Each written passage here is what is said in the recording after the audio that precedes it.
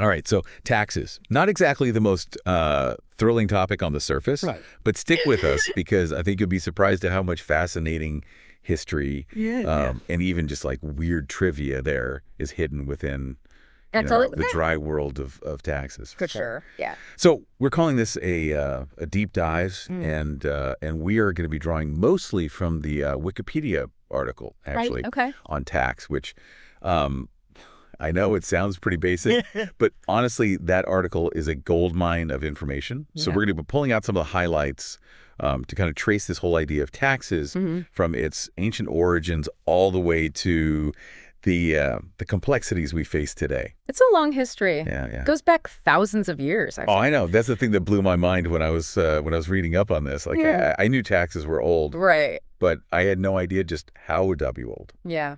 The first known system that we have evidence for is in ancient Egypt. Oh. And we're talking like way, way back, like 3000 to 2800 BC. Seriously. So even before the pyramids, they Yes. were Yeah. figuring out ways to tax people. Oh, absolutely. I mean, think about it, right? To build something like the pyramids, you need massive resources. Oh, yeah. Labor, materials, organization. Right. Yeah. And that takes a system of revenue collection.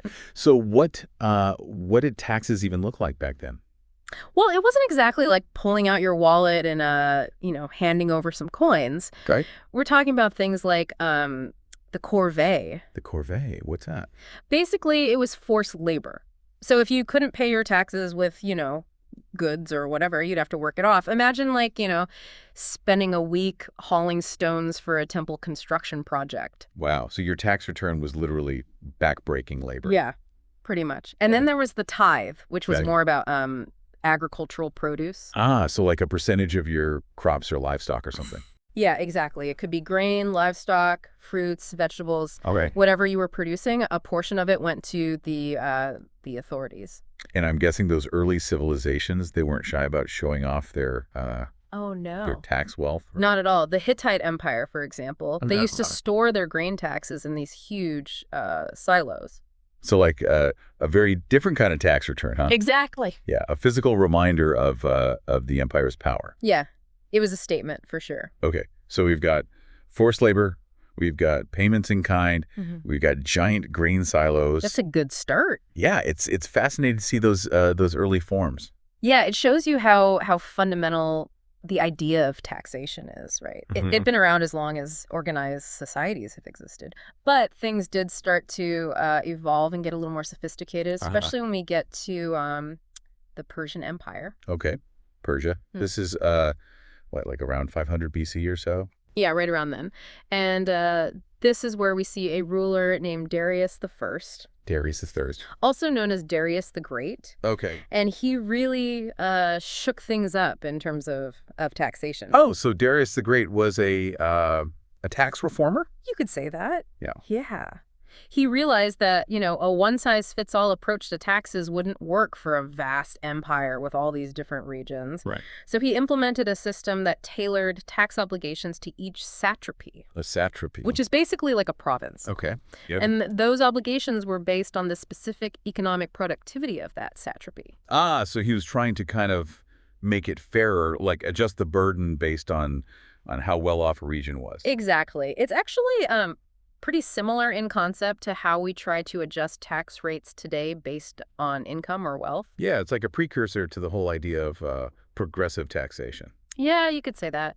And to give you an idea of just how powerful taxes were under Darius, Babylon, one of the major cities, had to provide a 4-month food supply for the entire Persian army as part of their taxes. Wow. A 4-month food supply. That's Yeah. a lot of groceries. It really shows you the direct link between taxation and a nation's power. Yeah. You can really feed an empire with that kind of revenue. Exactly. And it wasn't just food, right? I mean, I was reading that different regions would pay their taxes in all sorts of interesting ways. Yeah, that's right. Like some regions paid in gold dust. Gold dust, wow. Yeah.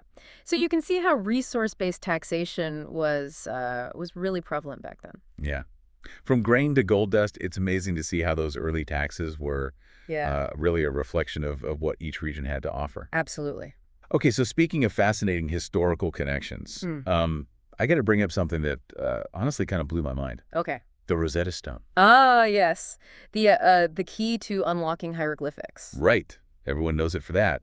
But did you know it actually has a tax connection? It does. It might surprise you to learn that it was actually a tax concession decree. Really? So this iconic artifact that helped us understand ancient Egyptian language Yeah. was all about taxes. It was issued by Ptolemy V in 196 BC. Wow.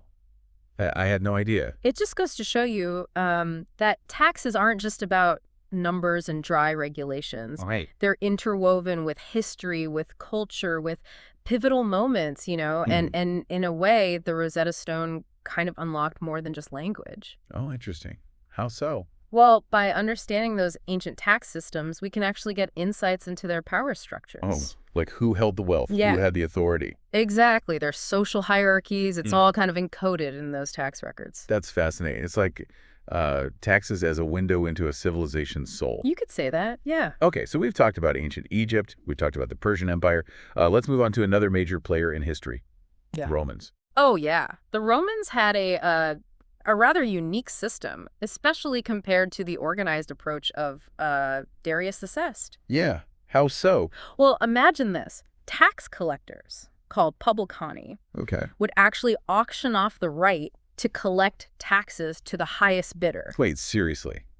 So basically, whoever paid the most to the government got to go out and Pretty much, yeah. collect taxes from the people. That sounds like a recipe for corruption.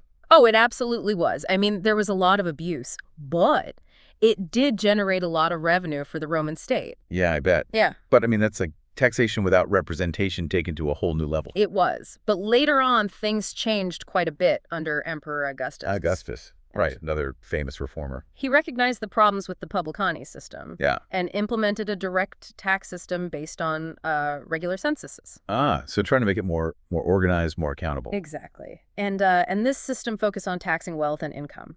Okay, so a big shift from just taxing property or goods to actually looking at people's their earnings. Yeah, a much more modern approach.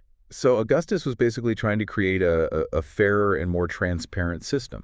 That was the goal. Whether it actually worked is another question, of course. Right. But his reforms were certainly groundbreaking for their time and laid the foundation for a lot of elements we see in tax systems today. So even with a reformer like Augustus, it sounds like the complexities of taxation and how it affects society, I mean, those were still there. Oh, absolutely. Taxation has always been this intricate dance between, government needs, individual rights, and economic realities. Yeah. And it's amazing to think that those issues were already playing out thousands of years ago. Yeah. It really puts things into perspective, doesn't it? It does. And it makes you realize that these issues are never simple. Mm-hmm. They never have been. And, they probably never will be. Yeah, that's a good point. It's funny. We were just talking about Augustus trying to, reform the tax system and make it fairer. Yeah. And it makes you realize that these ancient ideas about taxation, they still kind of influence how we approach it today. Oh, totally. I mean, we might not be hauling stones for the pharaoh anymore. Right. But the basic concept of taxes Yeah. as a way to fund public projects, I mean, that goes back thousands of years. Absolutely. But it's also important to remember that taxes aren't just about historical curiosity, Right. They have real economic effects. Yeah. That's what I was thinking about. Like, we've been focusing on the historical evolution, but I'm really curious about like how taxes actually work in a modern economy. Right. It can't just be about collecting money and then spending it. It's definitely not that simple. Okay. Whereas taxes have this complex relationship with economic behavior, and they can influence all sorts of things like consumer spending, business investment. Yep. It all kind of ties together. So it's not just about who pays taxes, Right.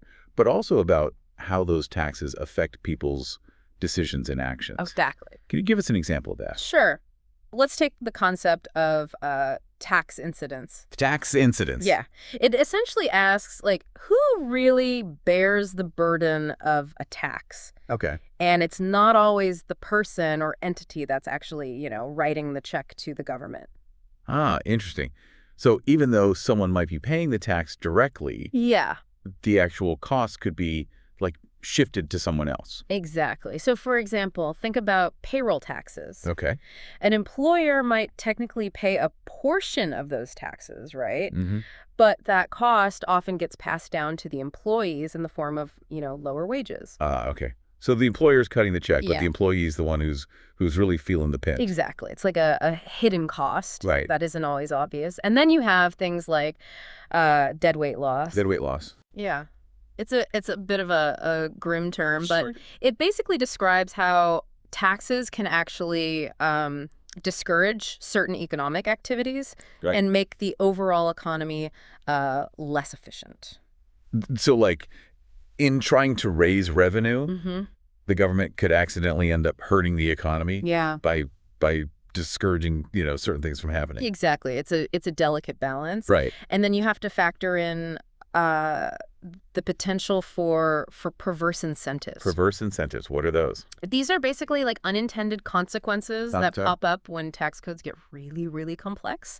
And they create loopholes or opportunities for people to, avoid paying taxes legally. Okay. So it's like this constant game of cat and mouse Yeah. between taxpayers trying to minimize their burden Mhm. and governments trying to close those loopholes. It's an ongoing battle, and it gets especially challenging in developing countries.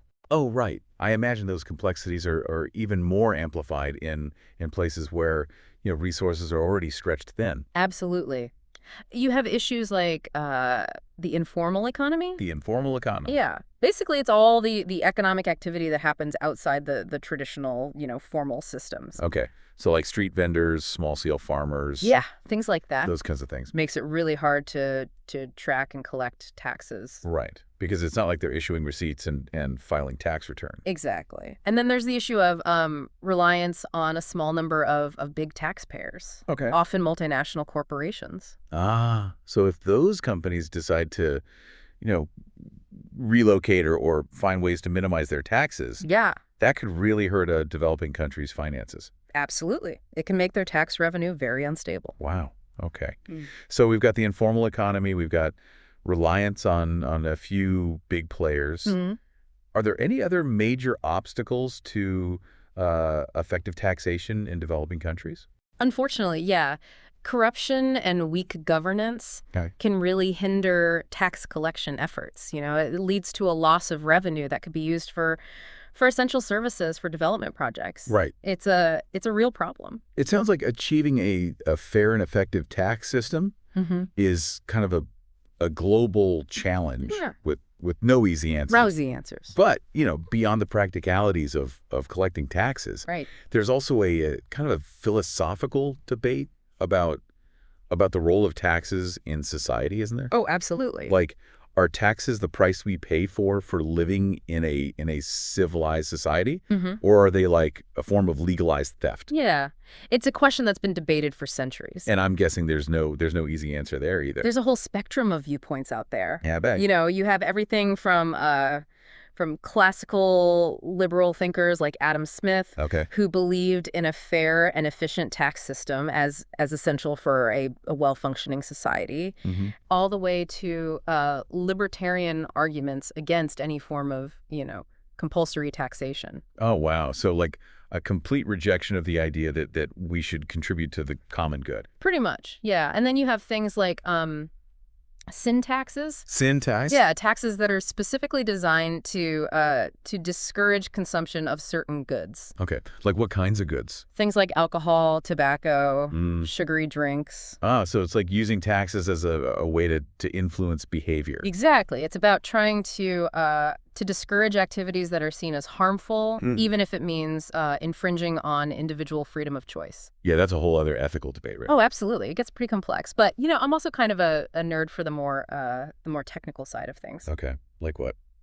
Well, there are all sorts of economic theories that try to explain how taxes work. Mm-hmm. One really fascinating one is the Laffer curve. The Laffer curve. I've heard of that, but I don't really understand it. It's a pretty simple idea, actually. Okay. It basically says that there's an optimal tax rate Oh. that maximizes government revenue. Mm-hmm. So if tax rates are too low, you're obviously missing out on potential income. Right.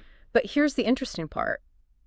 If rates are too high, Yeah. it can actually discourage people from working and investing, Okay. which then leads to less overall revenue. So you're saying that raising taxes could actually backfire Mhm. and lead to less money for the government. Exactly. The Laffer curve is all about finding that sweet spot, where Definitely. you're collecting enough to fund necessary services without stifling economic growth. It sounds like a pretty tough balancing act. It is. Yeah. And then you have economists working on optimal taxation theory. Optimal taxation. Yeah. Basically, they're trying to figure out how to design tax systems Mhm. that achieve certain social outcomes Oh, while minimizing any negative economic impacts. So like hitting all the right targets. Yeah, Without creating any unintended consequences. exactly. It's a complex field. Yeah, man. Lots of variables to consider. But one idea that's always intrigued me is the concept of tax choice. Tax choice. What's that? Basically, it's the idea that individuals could have more say in where their tax dollars go. Oh, interesting. So like being able to allocate a portion of your taxes Yeah, to specific programs or causes that you care about. exactly. Like education, healthcare, environmental protection, whatever it might be. That's an interesting idea. Do you think it would actually lead to more efficient government spending?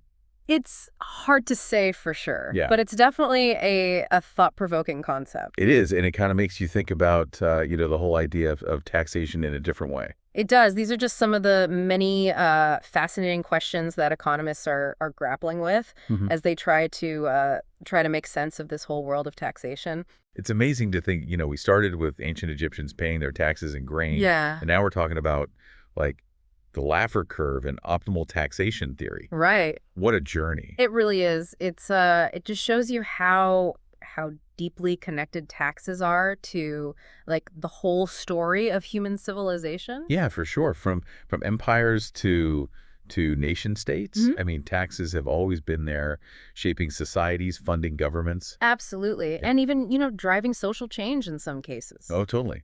But okay, we've covered a lot of ground here. We have. From the very first forms of taxation to like these complex economic theories Yeah. and even like philosophical debates. Mm, But what does it all mean for, the average person? right. Like the person who's just trying to make sense of their own tax obligations Yeah. and figure out what role taxes play in their life. I think the key takeaway here is that taxes are so much more than just like a line item on your budget Right. or a form you have to fill out every year, Yeah. They're really a fundamental part of how we function as a society. Hmm. Like how we pool our resources to provide public goods and services, Right. how we make decisions about our shared future. Yeah, it's not just about like the individual burden, right? It's about our collective responsibility to contribute, Exactly. to make sure that our communities and our